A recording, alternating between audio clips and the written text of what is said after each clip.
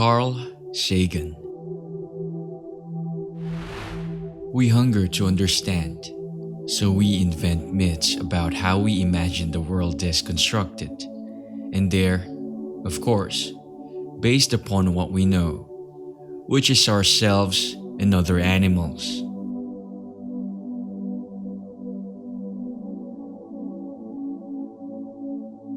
We start out a million years ago in a small community on some grassy plain. We hunt animals, have children, and develop a rich social, sexual, and intellectual life. But we know almost nothing about our surroundings.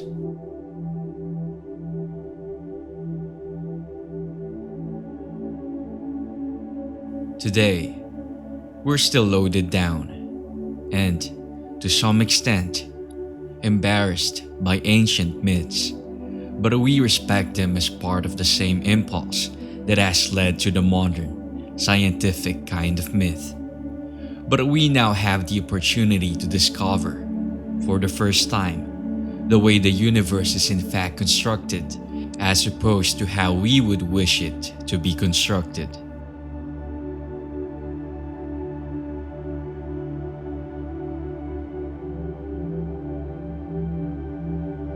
We live in a society exquisitely dependent on science and technology, in which hardly anyone knows anything about science and technology.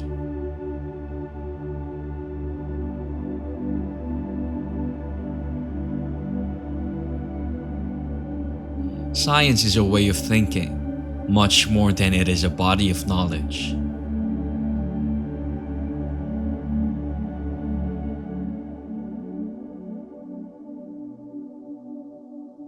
We have also arranged things so that almost no one understands science and technology.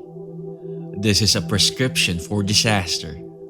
We might get away with it for a while, but sooner or later, this combustible mixture of ignorance and power is going to blow up in our faces.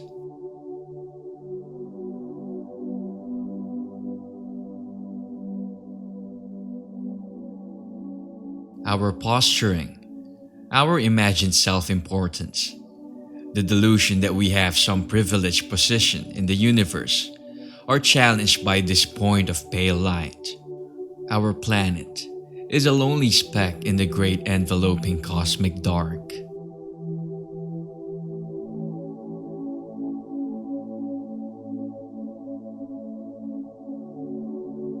The brain is like a muscle. When it is in use, we feel very good. Understanding is joyous.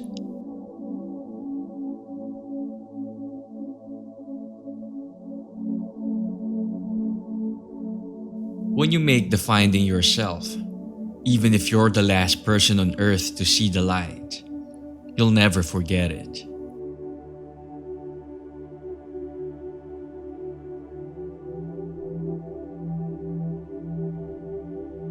Our species needs and deserves a citizenry with minds wide awake and a basic understanding of how the world works.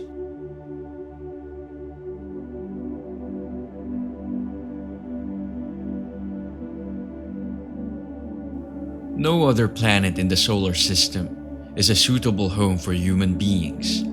It's this world or nothing. That's a very powerful perception.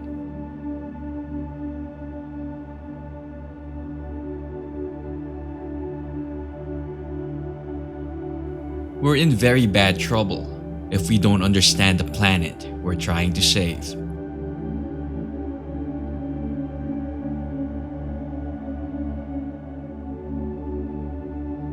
Extinction is the rule, survival is the exception.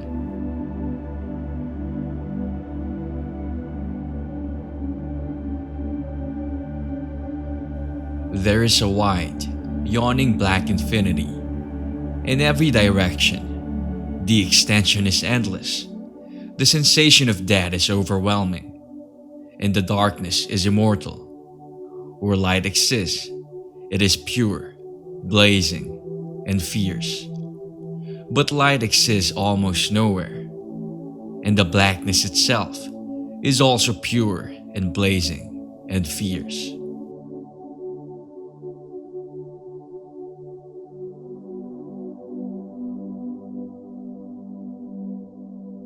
Skeptical scrutiny is the means, in both science and religion, by which deep thoughts can be winnowed from deep nonsense.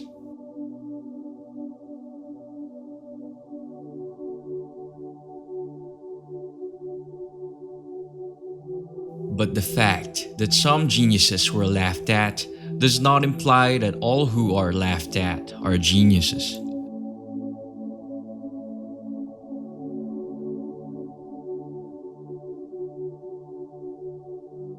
It is far better to grasp the universe as it really is than to persist in delusion, however satisfying and reassuring.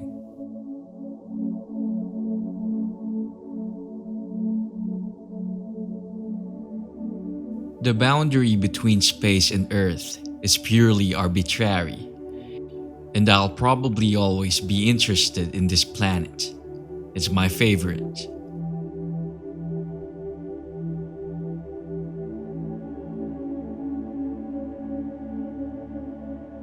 If we long to believe that the stars rise and set for us, that we are the reason there is a universe, does science do us a disservice in deflating our conceits?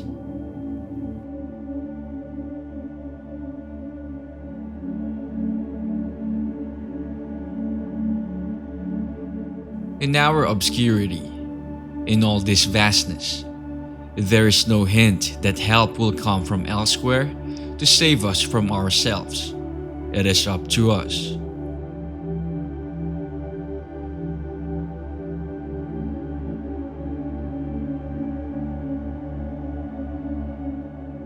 A celibate clergy is an especially good idea because it tends to suppress any hereditary propensity toward fanaticism.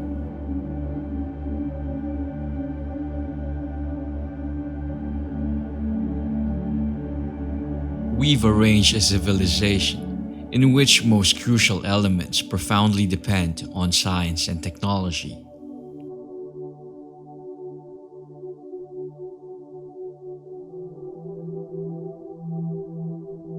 The dangers of not thinking clearly are much greater now than ever before. It's not that there's something new in our way of thinking. It's that credulous and confused thinking can be much more lethal in ways it was never before.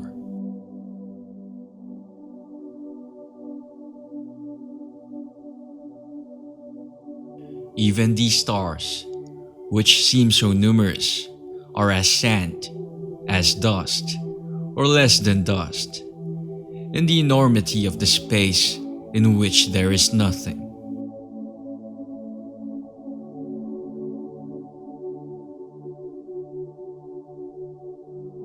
Absence of evidence is not evidence of absence.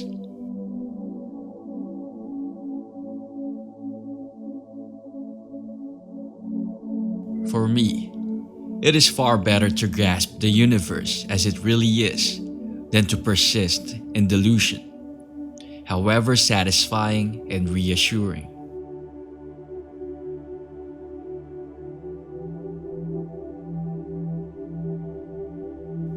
The universe seems neither benign nor hostile, merely indifferent.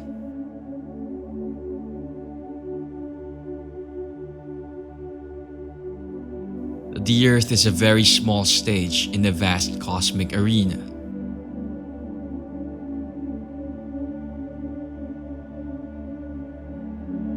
Imagination will often carry us to worlds that never were, but without it, we go nowhere.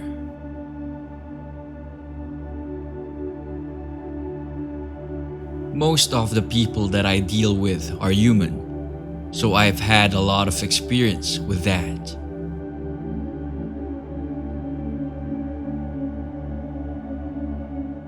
The universe is not required to be in perfect harmony with human ambition.